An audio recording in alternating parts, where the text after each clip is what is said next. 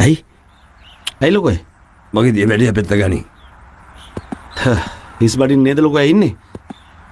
අපි මොනාරි කාලම පෙත්ත ගම්මුද? හරි මොනාරි ගෙනේ. අයියේ. බඩයක් බල්ලා මොනාරි කන්නර වරේ. හරි. ඔය ෆෝන් එක දීලා බලය. ආයි. වතුර බෝතල් දෙක උත්තර වරේ. හරි.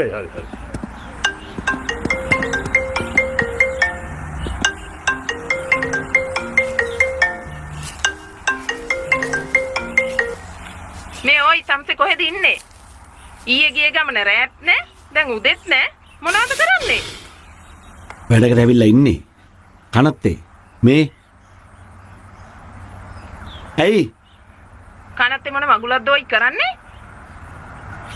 කනත්තේද? තෝ වල දාන්න වලක් කාරනවා. පරට්ට බැල්ලි. තියපිය.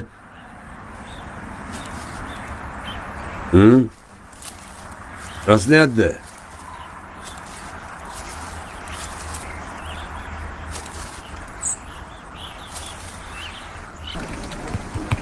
Hello sir. මට මේ නම්බර් එක පුළුවන් තරම් ඉක්මනට ට්‍රේස් කරලා දෙන්න. ඕකේ යන්න සර් නම්බර් එක. 07 670යි 280. මොන වගේ විස්තරද බලා ගන්න ඕනේ සර්? මට එච්චර කල් අරින්න බෑ මේක හදිස්සි වැඩක්. විනාඩි 5ක් දෙන්නම් කාලේ. මොකද මේක හදිස්සි වැඩක්. හරි? හරි සර් Okay. ඉක්මනට හොයලා දෙන්න.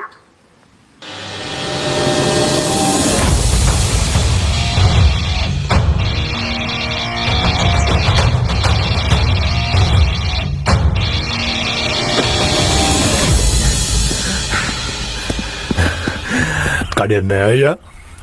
ඒ සුට් හවුස් එකේ තිබ්බා. ඒකෙන් ලඩුයි පැනවල වෙගෙනවා. වරමල. කාපියෝකද?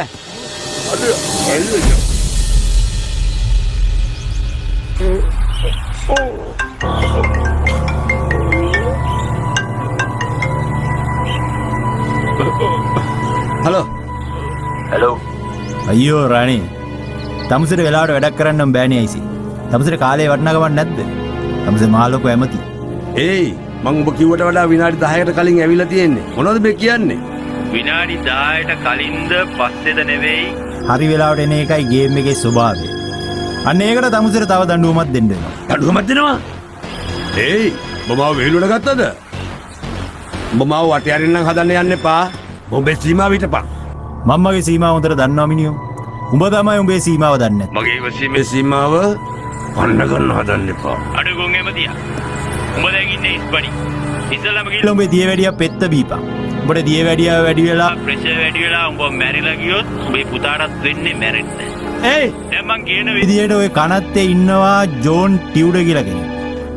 අන්න මේ මනුස්සයා හම්බුයා. ජෝන් ටියුඩර්? කියලා බලපන්. කවුද කියලා ජෝන් ටියුඩර්?